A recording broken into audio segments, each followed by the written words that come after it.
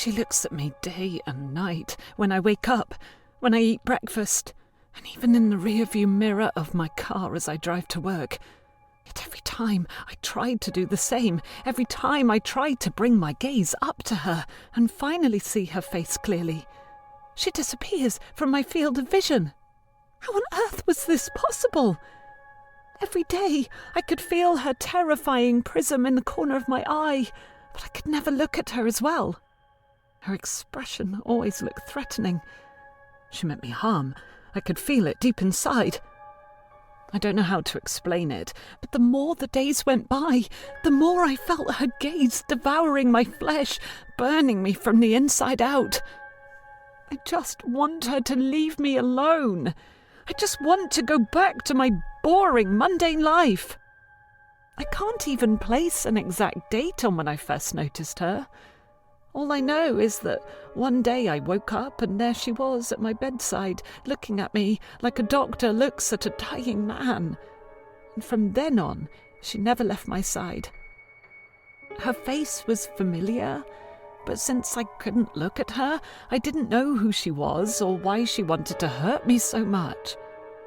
I tried to talk to her, but she never answered my questions or complaints. I considered that maybe I'd lost my mind, but her presence seemed so real and was so suffocating. I couldn't imagine any of it.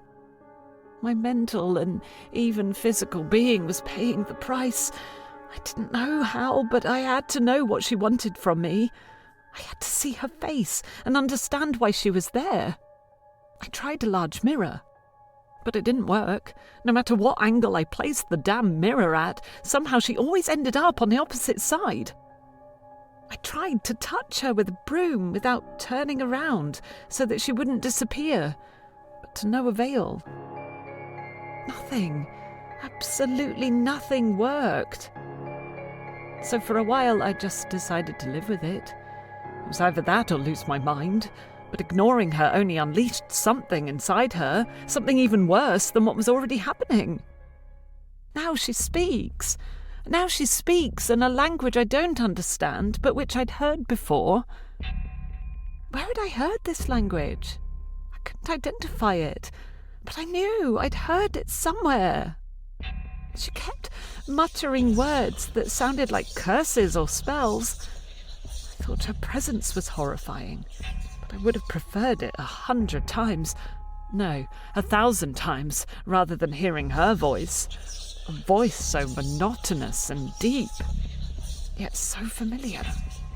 Once again, I decided to ignore her. It was difficult, but what other choice did I have? I refused to go to a psychiatrist. They'd think I am crazy and lock me up, and I'd end up in a room with only this thing for company. No, I had to ignore it, I had to. But one day, everything changed. While I was vainly trying to keep myself busy by doing a bit of housework, I saw a stain on the living room sofa. A vomit-like stain. The smell was foul, nauseating, and next to it was a doll. This doll reminded me of something or someone, but I couldn't remember. Suddenly the voice came again, this time in a language I could understand. Sorry, Mom.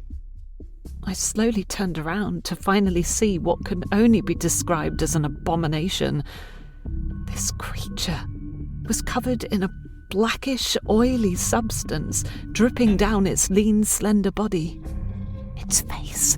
It had no face. It was completely covered by the substance, but I could see its eyes. The same eyes that had looked at me for so long. They were large, wide, and sunken into a lidless cavity.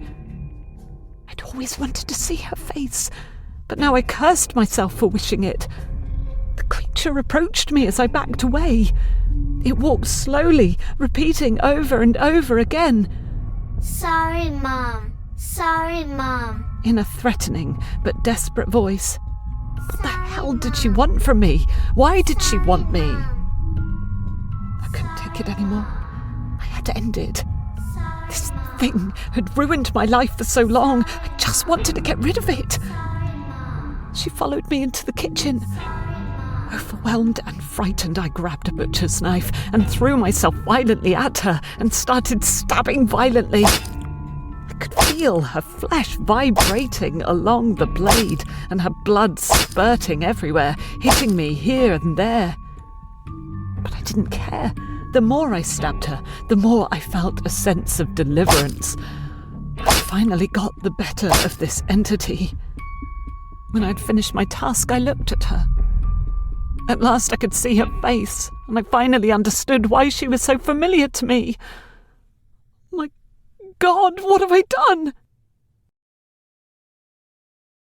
This confession is a perfect example of the subject we'll be dealing with today.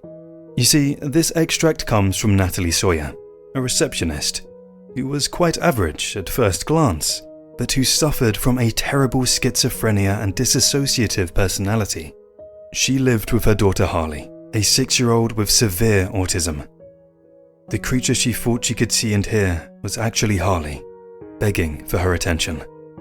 Natalie had totally disassociated herself from reality after giving birth, and had completely forgotten about the existence of her own daughter. The day her brain started to take Harley into account again, she saw her as some kind of monstrous creature following her wherever she went. The strangest thing about all this was that she looked after Harley, fed her, took her to school, but for some as yet unexplained reason, she couldn't remember. It was as if she was going back and forth between reality, where Harley was real, and the reality where Harley was a monstrous creature. Unfortunately, one day Harley fell ill and threw up on the living room sofa. You know the rest.